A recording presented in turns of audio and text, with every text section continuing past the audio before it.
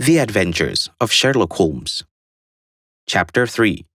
A Case of Identity. "My dear Valo," said Sherlock Holmes as we sat on either side of the fire in his lodging at Bakersreach. "Life is infinitely stranger than anything which the mind of man could invent. We would not dare to convince the things which are really more commonplace of existence. If we could fly out the window hand in hand, hover over this great city, gently remove the roofs, and peep in the queer things which are going on, the strange coincidence, the plannings, the cross purposes, the wonderful chain of events, working through generation and leading to the most outright result, it would make all fiction with its conventionalities and foreseen conclusions more stale and unprofitable. And yet, I'm not convinced of it," I answered. "The cases which come to light in the papers are, as a rule, bald enough and vulgar enough. We have in our police report realism pushed in the extreme limits, and yet the result is, it must be confessed, neither fascinating nor artistic. A certain selection and discretion must be used in producing a realistic effect," remarked Holmes. "This is wanting in the police report, where more stress is laid, perhaps, upon the platitudes of the magistrate than upon the details, which to an observer contain the fatal essence of the whole matter. Depend upon it, there is nothing so unnatural as the commonplace." I smiled and shook my hand. "I can quite understand your thinking so," I said.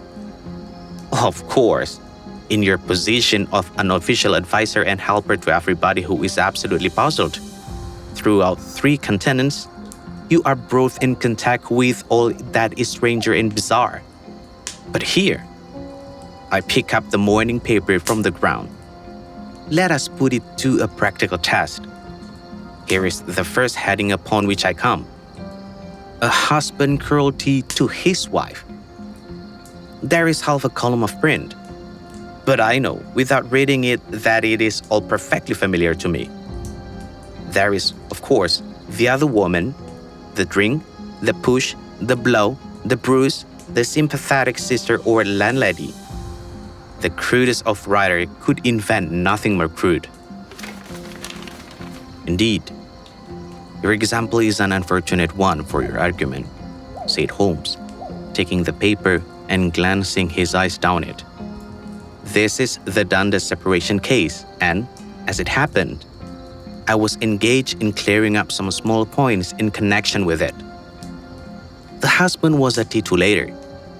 There was no other woman, and the conduct complained of was that he had drifted into the habit of winding up every meal by taking out his false teeth and hurling them at his wife, which, you will allow, is not an action likely to occur to the imagination of your average storyteller.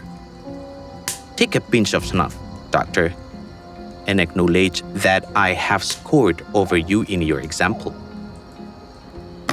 He held out his snuff box of old gold, with a great amethyst in the center of the lid. Its splendor was in such contrast to his homely ways and simple life that I could not help connecting upon it. "Ah," said he, "I forgot that I had not seen you for some weeks.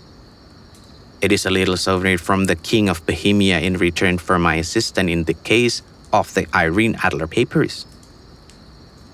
"And the ring?" I asked, glancing at a remarkable brilliant which sparkled upon his finger. "It was from the reigning family of Holland. Thought the matter in which I served them was of such delicacy that I cannot convey it even to you, who have been good enough to chronicle 1 or 2 of my little problem." "And have you any on hand just now?" I asked with interest. "Some 10 or 12, but none which present any feature of interest. They're important, you understand, without being interesting. Indeed, I have found that it is usually in unimportant matters that there is a field for the observation. and for the quick analysis of cause and effect which gives the charm to an investigation. The larger crimes are apt to be the simpler, for the bigger the crime, the more obvious, as a rule, is the motive.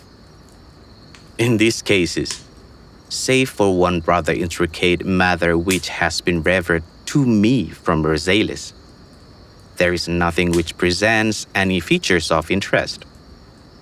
It is possible, however, that I may have something better before very many minutes are over, for this one of my clients, or I am much mistaken.